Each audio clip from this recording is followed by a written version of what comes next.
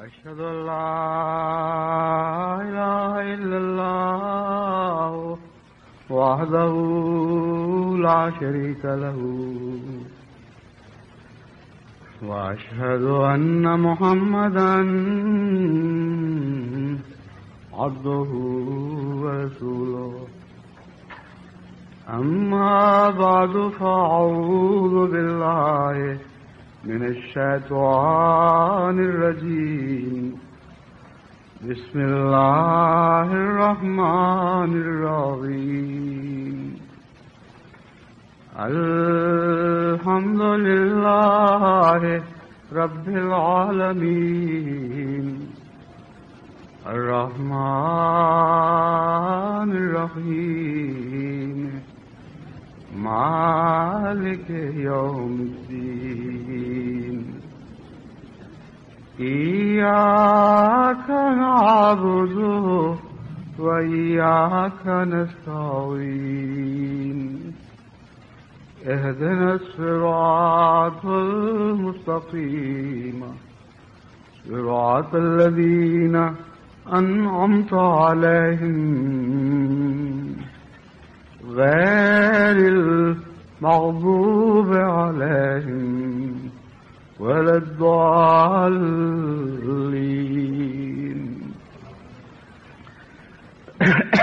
چند دن پہلے مجھے نون اسٹریٹ ہالینڈ میں جماعت احمدیہ ہالینڈ کو ان کے سالانہ جلسے میں خطاب کرنے کی توفیق ملی. تو اس ضمن میں کہ آئندہ صدی کے لیے اور خصوصیت سے اس سال کے بقیہ حصے میں جماعت احمدیہ کو کیا کرنا چاہیے، میں نے ایک مضمون کی تمہید وہاں باندھی تھی. وہ مضمون تو آپ کیسٹس کی صورت میں مہیا ہوگا تو سن سکیں گے. اس کا مختصر تعارف یہ ہے کہ اس موقع پر میں نے 3 بنیادی ایسے محرکات کا ذکر کیا، ایسے اسباب کا ذکر کیا جو جماعت احمدیہ کی ترقی کے لیے انتہائی ضروری ہیں اور جن کے باہمی تعلق کو سمجھنا بہت ضروری ہے. اور وہ 3 اہم اسباب جو قوموں کی ترقی کے لیے نہایت ہی اہم کردار ادا کرتے ہیں وہ ہیں تقدیر الہی اور انسانی تدبیر اور دعا. ان تینوں کے درمیان کیا باہمی رشتہ ہے، کس کو کس پر فوقیت حاصل ہے اور کیسے مومن اس نظام کو اور ان کے باہمی تعلقات کو سمجھ کر اپنے لیے نہایت ہی عمدہ اور مفید لائحہ عمل تجویز کر سکتا ہے. دعا کے ضمن میں نے یہ بھی بتایا کہ دعا کی قبولیت کے لیے انسانی اعمال کو بہت گہرا دخل ہے اور اعمال میں سے وہ حصہ اعمال جن کا خدا تعالی کی طرف بڑھنے سے تعلق ہے. جب تک کسی کے ساتھ کوئی دوستی کا تعلق قائم نہ ہو اس وقت تک وہ اس کی آواز پر لبیک نہیں کہتا. آواز پر لبیک کہنے کے لیے گہرے رشتے ہونے ضروری ہیں اور جتنا زیادہ یہ رشتہ گہرا ہوگا اتنا ہی زیادہ طبی جوش کے ساتھ انسان دوسرے کی آواز پر لبیک کہتا ہے. جس طرح ایک بچے کی پکار پر ماں لبیک کہتی ہے اس طرح آپ کو دنیا کے رشتوں میں کوئی اور مثال دکھائی نہیں دے گی. لیکن وہی نرم دل ماں جو اپنے بچے کے لیے بعض اوقات اتنا بے قرار ہوتی ہے کہ اپنی زندگی کے ہر آرام کو جہنم میں جھونک دینے کے لیے تیار ہو جاتی ہے، غیروں کی آوازیں سنتی ہے تو اس کے دل میں وہ حرکت پیدا نہیں ہوتی. یہ جو تعلق ہے یہ درجہ بدرجہ ہر انسانی رشتے پر پھیلا ہوا دکھائی دیتا ہے. قومی تعلقات میں بھی ہمیں اسی کے مناظر دکھائی دیتے ہیں. اب مثلا جرمنی میں حال ہی میں بعض ایسے واقعات رونما ہوئے ہیں جن سے اس انسانی فطرت کے پہلو پر مزید روشنی پڑتی ہے. جرمن قوم مظلوم لوگوں کو اپنے ہاں پناہ دینے میں ایک خاص مقام پیدا کر چکی ہے اور اس لحاظ سے اسے دنیا میں ایک شہرت حاصل ہے. لیکن ان پناہ لینے والوں اور پناہ لینے والوں کے درمیان ایک فرق ہے. کچھ ایسے پناہ لینے والے یہاں آتے ہیں جو یورپ سے تعلق رکھتے ہیں. کچھ ایسے پناہ لینے والے آتے ہیں جو مشرقی دنیا سے تعلق رکھتے ہیں. پناہ تو دونوں کو دی جاتی ہے، مگر پناہ دینے کے انداز میں اور پناہ دینے میں جس قسم کا جذبہ دکھایا جاتا ہے ان دونوں میں ایک فرق ہے. بس میں شکوے کے رنگ میں یہ بات بیان نہیں کر رہا، بلکہ آپ کو سمجھانے کی خاطر یہ بات بیان کر رہا ہوں کہ حال ہی میں آپ نے اخبارات میں پڑھا ہوگا کہ مشرقی جرمنی سے ہزارہ لوگ بعض دوسرے یورپین ممالک میں پہنچے، کیونکہ براہ راست وہ مشرقی جرمنی سے مغربی جرمنی نہیں آ سکتے تھے، کیونکہ اس راہ میں زیادہ روکے ہیں. تو انہوں نے یہ ترکیب اختیار کی کہ وہ دوسرے مشرقی ممالک میں چلے گئے، مشرقی یورپ کے ممالک میں چلے گئے اور وہاں سے پھر مغربی جرمنی کا رخ کیا. اور اس کے اوپر جو مغربی جرمنی نے حیرت انگیز محبت اور خلوص کا اظہار کیا ہے، وہ دل پر اثر کرنے والی بات ہے. بجائے اس کے کہ وہ یہاں پہنچتے ان کی طرف سے درخواستیں دی جاتی کہ ہمارے لیے گھروں کا انتظام کرو، ہماری پناہ کا انتظام کرو، ہمیں بعد میں پاسپورٹ کی سہولتیں دو. تمام ایسی سہولتیں مہیا کرنے والے ادارے بارڈرز پر ان کے استقبال کے لیے پہنچے ہوئے تھے، اور پروگرام یہ ہے کہ آئندہ 10 سال تک مسلسل ان آنے والوں کے ساتھ یہی سلوک ہوتا رہے گا. اور پاسپورٹ کی درخواست دینے کی بجائے پاسپورٹ کے دفاتر وہاں سرحدوں کے اوپر کھل گئے اور ہر آنے والے کو اسی وقت اس کا پاسپورٹ بنا کے اس کے سپرد کیا گیا. اب دیکھیے کتنا زمین آسمان کا فرق ہے. جذبہ ہمدردی بظاہر وہی ہے جو انسانیت انسان کے گہری فطری تقاضوں سے تعلق رکھتا ہے، یعنی مظلوم کی مدد کی جائے. مگر کہاں وہ مظلوم جو دور کے ملکوں سے آنے والے ہیں، کہاں اپنے وہ بھائی جو مشرقی جرمنی سے تعلق رکھتے ہیں. ان دونوں کے درمیان بڑا فرق ہے، لیکن یہ ایک انسانی فطرت ہے. اس فطری تقاضے کو مٹایا نہیں جا سکتا. جماعت احمدیہ کی اپنی ایک شخصیت ہے جو کوئی ملکی شخصیت نہیں، وہ ایک بین الاقوامی شخصیت ہے. 120 ممالک سے تعلق رکھنے والی یہ جماعت ہے، لیکن اس کے باوجود 120 ممالک میں سے ہر ملک جماعت کی شخصیت پر اپنے رنگ میں بھی اثر انداز ہوتا ہے، اور بین الاقوامی تعلقات میں ان شخصیتوں کو ملحوظ رکھا جاتا ہے. اس مشکل کو دور کرنے کے لیے وہی ذریعہ ہے جس کا میں پہلے ذکر کر چکا ہوں کہ دعا کے ذریعے خدا سے تعلق باندھا جائے. جو جماعت احمدیہ کی طرح عالمگیر ہی نہیں بلکہ ساری کائنات کا مالک ہے، اور اس کے ساتھ ایسا تعلق باندھا جائے کہ ہر دوسرے انسانی تعلق سے وہ تعلق بڑھ جائے. پھر یہ کیسے ممکن ہے کہ اس غیر معمولی تعلق کے بعد خدا آپ کے ساتھ وہ سلوک نہ کرے جو قومیں اپنے ہم قوموں کے ساتھ سلوک کیا کرتی ہیں، جو مائیں اپنے بچوں کے ساتھ سلوک کیا کرتی ہیں. وہ سلوک ان سب رشتوں سے بڑھ کر ہوگا، لیکن اس کے لیے انسان کو اپنے اندر کچھ پاک تبدیلیاں پیدا کرنی پڑتی ہیں اور خدا کے جیسا ہونے کی کوشش کرنی پڑتی ہے. یہ مضمون بھی سمجھنے سے تعلق رکھتا ہے اور بڑے غور سے آپ کو اس کو سمجھنا اور دل نشین کرنا چاہیے.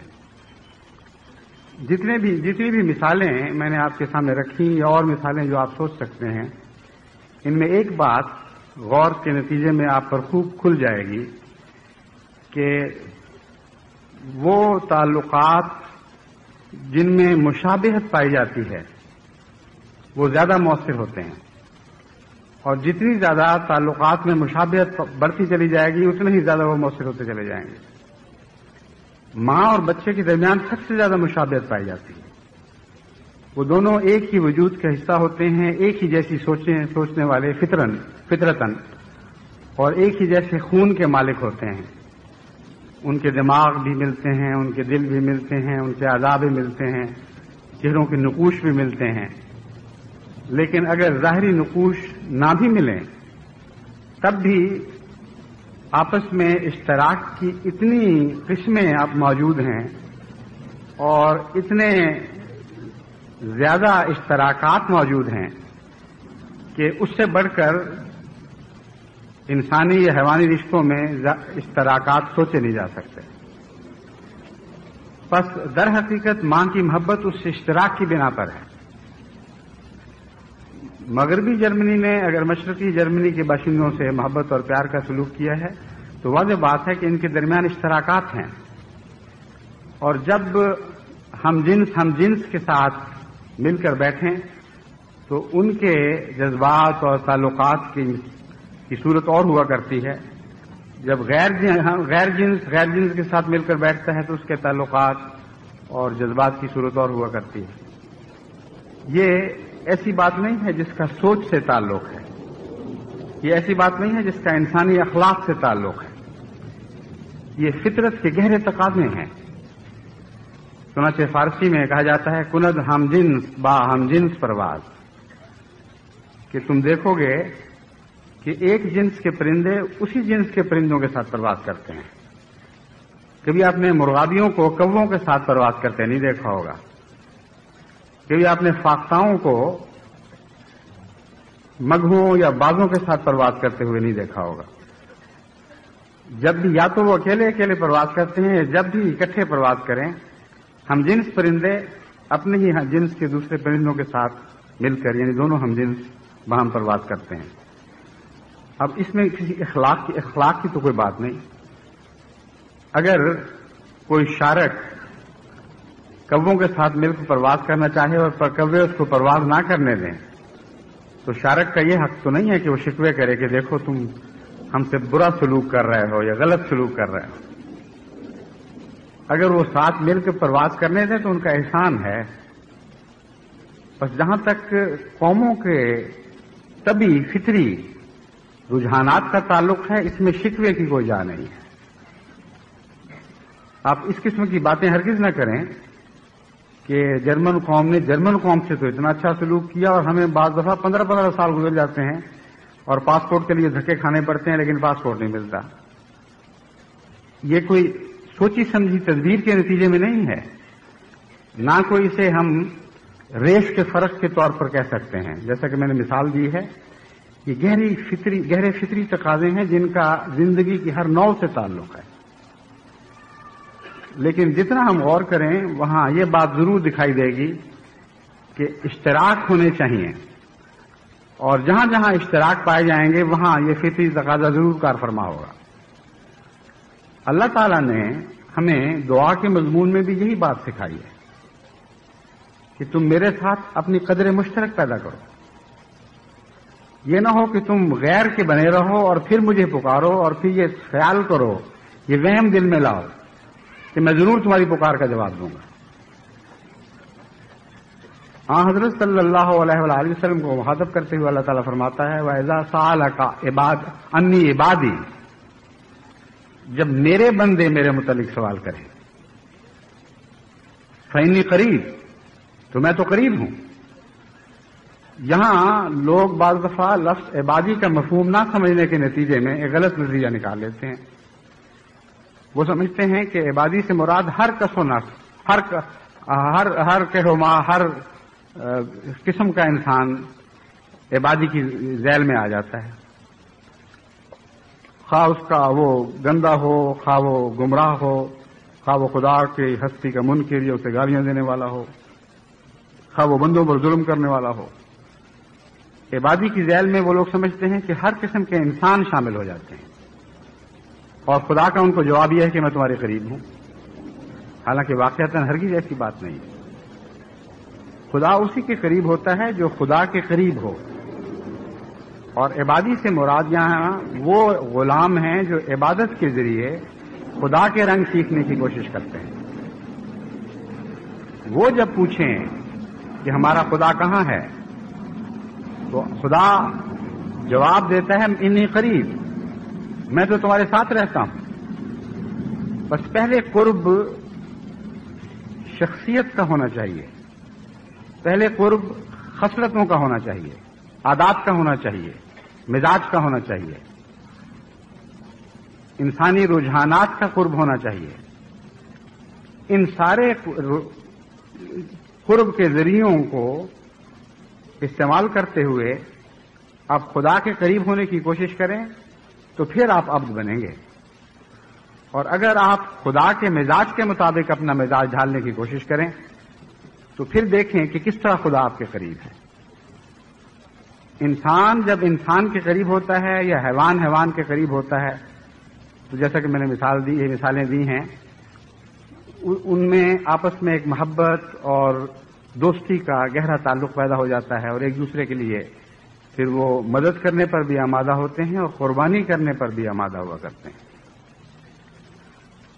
اللہ تعالیٰ کا سلوک اپنے بندوں سے اس سے بھی بڑھ کر ہے. وہ لوگ جو خدا کے بن جاتے ہیں اور خدا کی صفات اپنے اندر جاری کرنے کی کوشش کرتے ہیں، ان کی دعاؤں کو غیر معمولی قبولیت عطا کی جاتی ہے، اور ان کو خدا اتنی فوقیت دیتا ہے دوسروں پر کہ ان کی خاطر بعض دفعہ بڑے بڑے انسانی گروہ ہلاک کر دیے جاتے ہیں، اور اس میں کوئی ناانصافی نہیں. وہاں یہ نہیں کہا جا سکتا جیسے حضرت نوح کی قوم کو ہلاک کیا گیا کہ اے خدا ہم بھی تو تیرے بندے تھے، ہم سے تو نے کیوں امتیازی سلوک برتا ہے؟ کیوں نوح اور اس کے چند ماننے والوں کی خاطر تو نے اتنے بڑے اور اتنے وسیع علاقے میں پھیلے ہوئے انسانی گروہ کو ہلاک کر دیا؟ ویسا ہی سوال ہے جیسے آپ یہ کہہ سکتے ہیں کہ ہم سے کیوں ایک استثنائی سلوک کیا گیا. امر واقعہ یہ ہے کہ یہ ایک فطری سلوک ہے، اور یہ فطرت زندگی کو خدا سے عطا ہوئی ہے. اللہ تعالیٰ کی ذات میں، اس کی صفات حسنہ میں یہ صرف شامل ہے کہ جو اس جیسا ہوگا اس کے ساتھ وہ زیادہ محبت اور پیار کا سلوک کرے گا، جو اس جیسا نہیں ہوگا وہ دور ہو جائے گا، اور نزدیک سے جو سلوک ہوتا ہے وہ دور سے نہیں ہوا کرتا. بس فاصلے خدا پیدا نہیں کرتا، فاصلے پیدا کرنا، بڑھانا یا کم کرنا یہ انسان کے بس میں ہے، اور انسان کے اختیار میں یہ بات رکھی گئی ہے. بس اگر آپ چاہتے ہیں کہ آپ کی دعائیں قبول ہوں، اور جس طرح دنیاوی قومیں اپنی ہم جنس قوموں کی طرف محبت اور شفقت سے لپکتی ہیں اور ان کی ضرورتوں کو پورا کرنے کی کوشش کرتی ہیں، اسی طرح خدا اپنی رحمت کے ساتھ آپ کی طرف لپکے اور آپ کی ضرورتوں کو پورا کرنے کی کوشش کرے، اور آپ سے اپنے قرب کا سلوک آپ کو بھی دکھائے اور دنیا کو بھی دکھائے.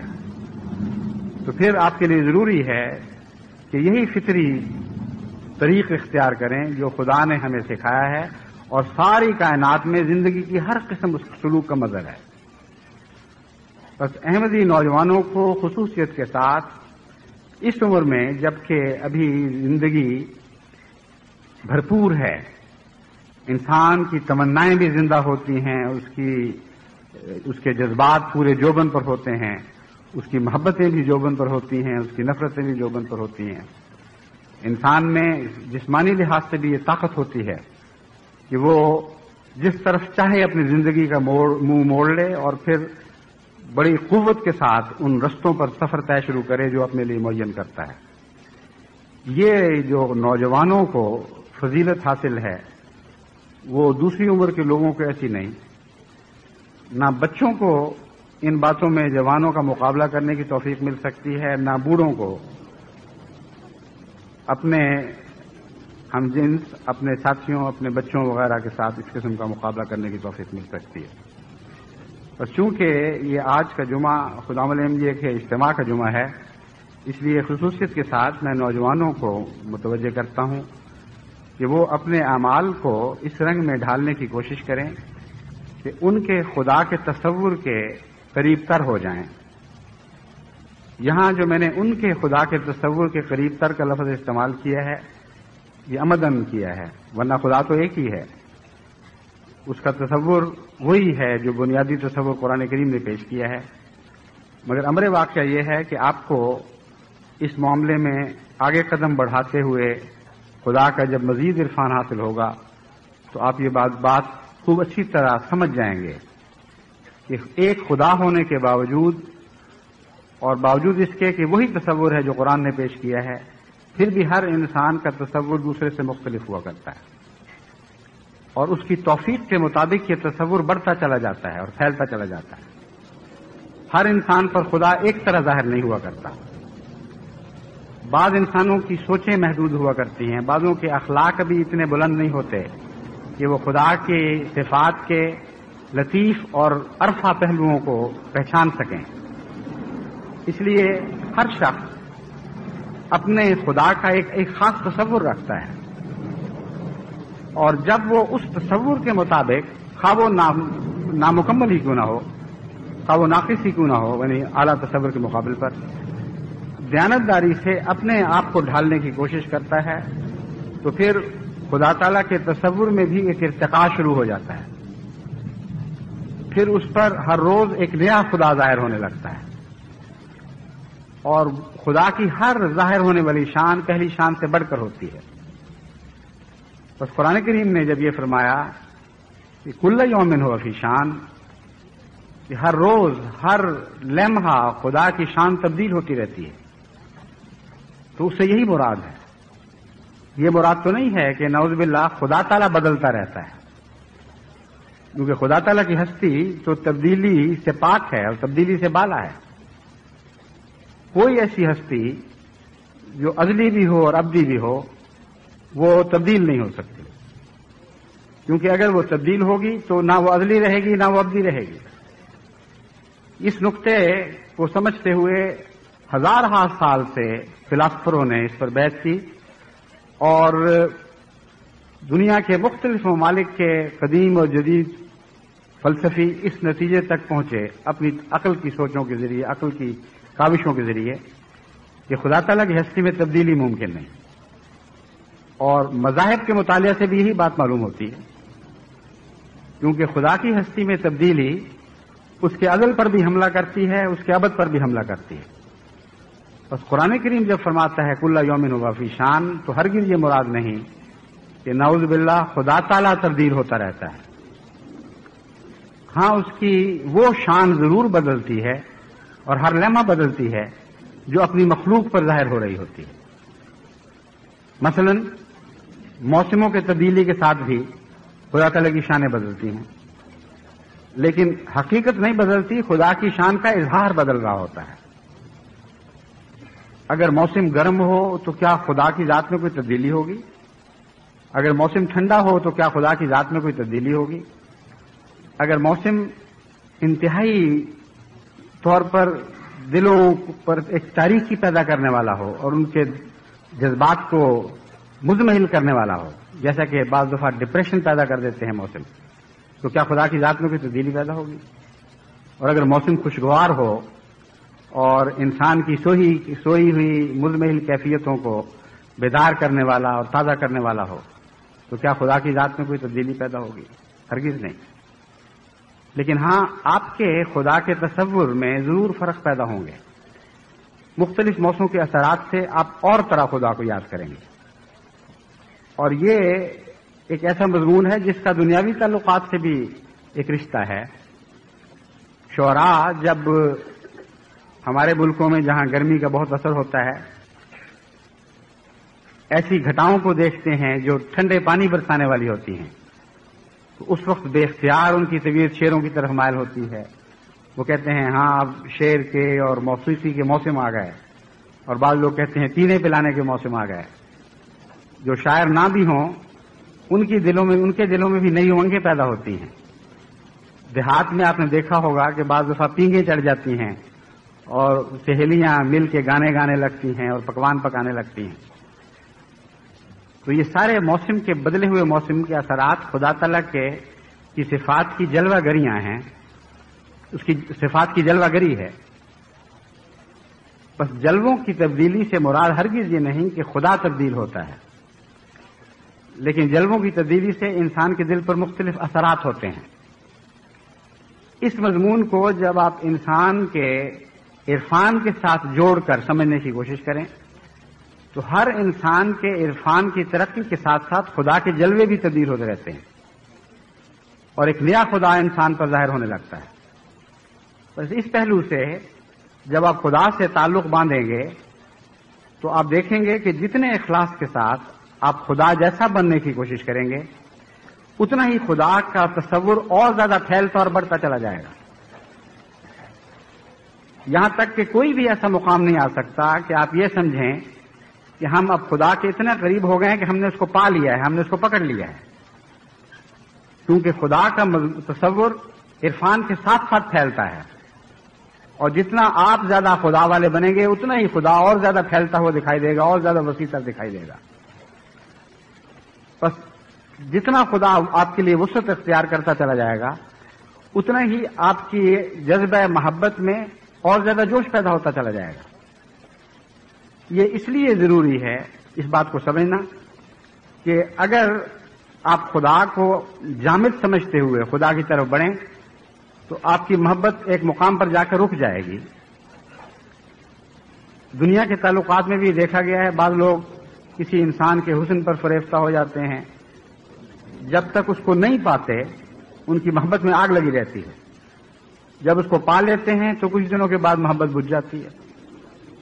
انسان سمجھتا ہے کہ بس یہی کچھ تھا جو میں نے پا لیا, اور تھوڑی دیر کے بعد جو حسن قرب کی لذت بخشتا ہے ایسا بھی ہوتا ہے بعض دفعہ کہ وہ قرب کی لذت بخشنے کی بجائے قرب کے نتیجے میں بے چینی پیدا کرنا شروع کر دے. انسان بور ہونے لگ جاتا ہے. ایک ہی جیسی چیز ہر روز آپ کو ملے تو کیسے آپ کی زندگی مزے سے کٹ سکتی ہے؟ بعض لوگوں کو مرغا پسند ہوتا ہے, بعضوں کو دال پسند ہوتی ہے, بعضوں کو آلو گوشت پسند ہے, بعضوں کو کریلے گوشت پسند ہے. ہر قسم کے کھانے, ہر قسم کی پسند. لیکن ایک ہی کھانا جو آپ کی پسند کا ہو اگر آپ روزانہ کھانا شروع کر دیں تو کچھ دنوں کے بعد وہ منہ کو آنے لگے گا. بس یاد رکھیں کہ ایسا کوئی خطرہ بندے اور خدا کے تعلق کے درمیان واقع نہیں ہو سکتا, کیونکہ کل یومن ہوا فی شان کا مضمون ہمیں یہ سمجھا رہا ہے اور ہمیں یہ یقین دلا رہا ہے کہ جتنا چاہو خدا کی طرف بھاگو اور جتنا چاہو اسے اپناؤ. ہم تمہیں یقین دلاتے ہیں کہ ایک بھی دن ایسا نہیں آئے گا کہ جب تم خدا کے حسن سے بور ہونے شروع ہو جاؤ اور یہ سمجھو کہ بس ہم نے دیکھ لیا جو دیکھنا تھا. ہر روز وہ نئے جلوے دکھائے گا. اس مضمون پر ایک دفعہ پہلے بھی میں نے ایک شعر آپ کو سنایا تھا, غالباً احمد ندیم قاسمی کا ہے, لیکن جس کا بھی ہے وہ بہت عمدہ شعر ہے. وہ کہتا ہے کہ جب بھی دیکھا ہے تجھے عالم نو دیکھا ہے, مرحلہ طے نہ ہوا تیری شناسائی کا. کہ اے میرے دوست, میں نے تو جب بھی تجھے دیکھا ہے ایک نیا جلوہ تیرے اندر دیکھا ہے.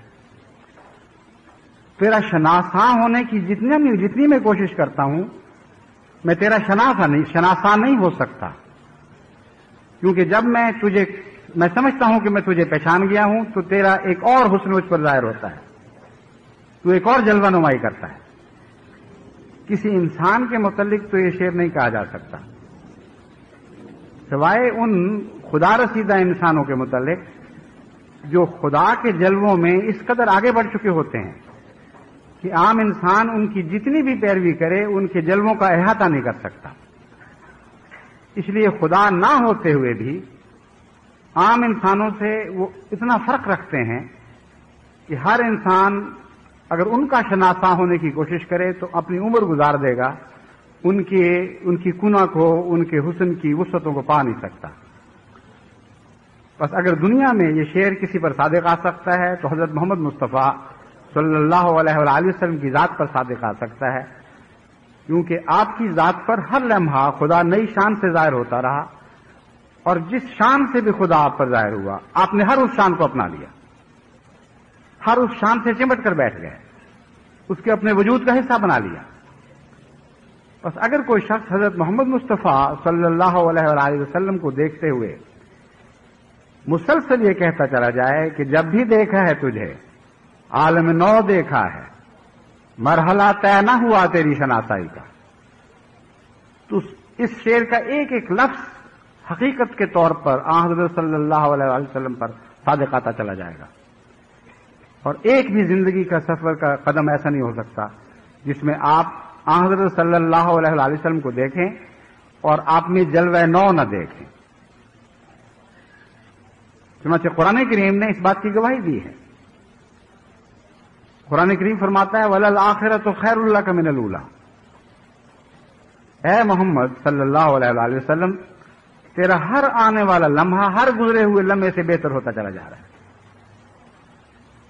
اس کی کیا وجہ تھی؟ اس کی یہی وجہ ہے کہ آپ نے اپنے خدا کو کسی جامد حالت میں نہیں پایا، بلکہ پھیلتے ہوئے اور آگے بڑھتے ہوئے دیکھا ہے.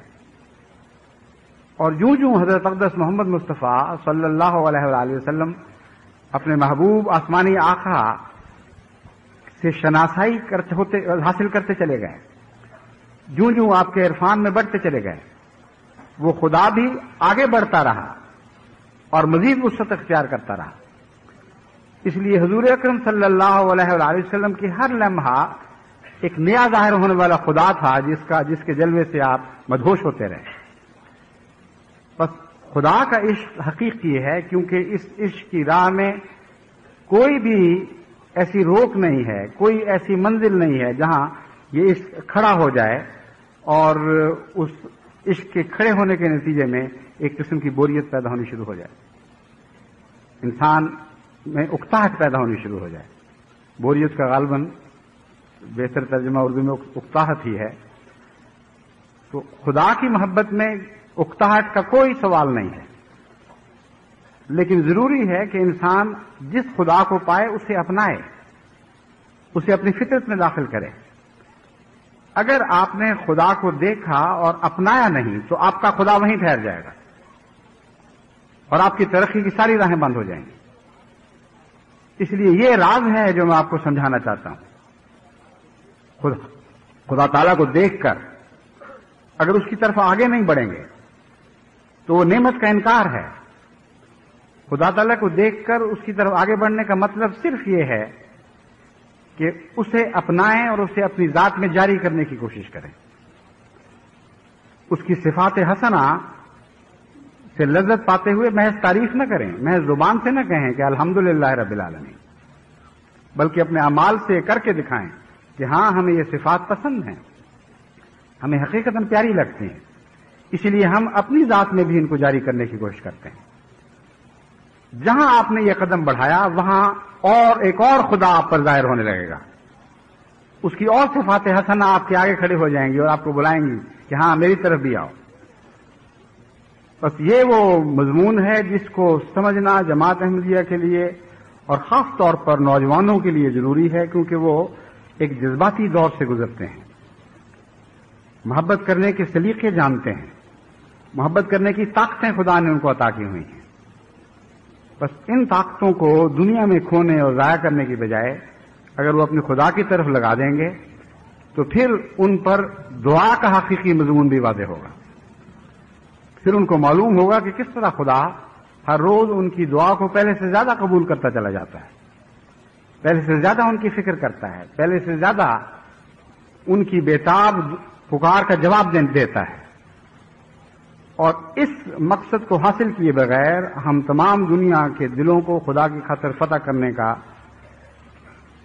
خواب اگر دیکھیں بھی تو وہ پورا نہیں ہو سکتا.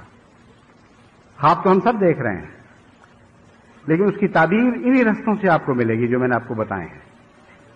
بس اس ہمیشہ باشعور طور پر ان معنوں میں اپنے خدا کے قریب ہونے کی کوشش شروع کر دیں کہ خدا کا جو حسین تصور بھی آپ نے باندھا ہے وہ آپ کا سفر کا پہلا مقام ہے. اس تصور کو اپنی ذات میں جاری کرنا شروع کریں اور اپنا جائزہ لیا کریں کہ کیا آپ کے وجود میں کوئی مزید حسن پیدا ہوا ہے کہ نہیں، کیا دیکھنے والوں میں نے آپ کے اندر کوئی نئی پاک تبدیلی پائی ہے یا نہیں پائی. اگر آپ کا حسن بڑھ رہا ہے اور خدا کے قریب ہو رہے ہیں تو جیسا کہ میں نے آپ کے سامنے خوب کھول کر بات رکھ دی ہے، خدا بھی آپ کے لیے اور بڑا اور بھی زیادہ وسیع تر وجود اختیار کرتا چلا جائے گا اور اس کی عظمت سے آپ حصہ پائیں گے. کیونکہ جتنا خدا زیادہ عظیم ہو کر آپ پر ابھرے گا اور جتنا آپ اس کے قریب ہونے کی کوشش کریں گے اتنا ہی آپ کے انسانی دائرے بھی پھیلتے چلے جائیں گے اور آپ کا وجود ایسی وسعت بھی اختیار کر سکتا ہے کہ عام انسان بھی آپ کو حیرت سے دیکھیں.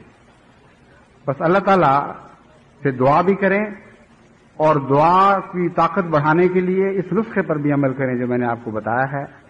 اس کے بعد پھر ہمارے سامنے بہت سے کام ہیں، بہت سے لائحہ عمل ہیں جن کو ہم نے اختیار کرنا ہے، اور خصوصیت کے ساتھ آئندہ صدی کے لیے ہم نے نمونے بنا کر پیش کرنے ہیں کہ اس طرح خدمت دین ہوا کرتی ہے، اس طرح دنیا میں روحانی انقلاب برپا کیے جاتے ہیں. اس رنگ میں ایسا کام کریں کہ جس طرح صدیاں گزرے ہوئے مجددین کو دیکھتی ہیں، اس طرح آپ کی اس نسل کو آئندہ آنے والی صدی مجددین کے طور پر دیکھے. وہ یہ سمجھے کہ آپ کا مقام ان کے مقابل پر ایسا تھا جیسے مجددین کا مقام ہوا کرتا ہے. آپ نے ان کے لیے راہیں طے کرنے کے اسلوب روشن کیے ہیں، آپ نے ان راہوں پر چل کر آگے بڑھ کر ان کے لیے نمونے دکھائے ہیں اور ان کو بتایا ہے کہ کس طرح خدا اور بندے دونوں کی طرف بیک وقت سفر ہوا کرتے ہیں اور کس طرح ان کے فاصلوں کو انسان آپس میں اپنی دعاؤں اور کوششوں کے ذریعے کم کرتا چلا جاتا ہے. یہ جو آخری بات ہے اس کے متعلق انشاءاللہ آئندہ پھر کبھی میں کسی موقع پر بات کروں گا، یعنی فاصلے کم کرنے کی بات. ایک فاصلے کے متعلق تو میں نے آپ کے سامنے بات کھول دی ہے کہ آپ کے اور خدا کے فاصلے کم ہونے چاہیے، مگر کم ہونے سے یہ مراد نہیں کہ واقعی کم ہو جائیں گے. کم ہونے سے مراد یہ ہے کہ آپ آگے بڑھیں گے اور خدا اور بھی آگے بڑھے گا، لیکن اس کے باوجود جہاں تک آپ کے خاطر پیار سے جھکنے کا تعلق ہے وہ فاصلے کم ہوتے ہوتے بالکل مٹ جائیں گے، اور ایسے مٹ جائیں گے کہ آپ عملاً اس بات کا مشاہدہ کریں گے کہ وہ آپ کی شہرت سے بھی زیادہ قریب ہے. بس اللہ تعالیٰ ہمیں اس کی توفیق عطا فرمائے اور خدا تعالیٰ ہمیں توفیق بخشے کہ ہم آئندہ نسلوں کے لیے، آئندہ صدیوں کے لیے ایک ایسا نور چھوڑ جائیں جس کی روشنی میں وہ ہمیشہ خدا اور خدا کے بندوں کی طرف آگے بڑھتے رہیں. اللہ تعالیٰ ہمیں اس کی توفیق عطا فرمائے. الحمدللہ نحمده ونستعینه ونستغفره ونؤمن به ونتوکل علیہ ونعوذ باللہ من شرور انفسنا ومن سیئات اعمالنا من یهده اللہ فلا مضل له ومن يضلله فلا هادي له ونشهد أن لا إله إلا الله وحده لا شريك له ونشهد أن محمدا عبده ورسوله.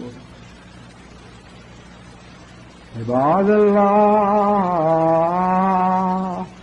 رحمكم الله إن الله يأمر بالعدل والإحسان وإيتاء ذي القربى وينهى عن الفحشاء والمنكر والبغي يعظكم لعلكم تذكرون. اذكروا الله يذكركم وادعوه يستجب لكم ولذكر الله أكبر.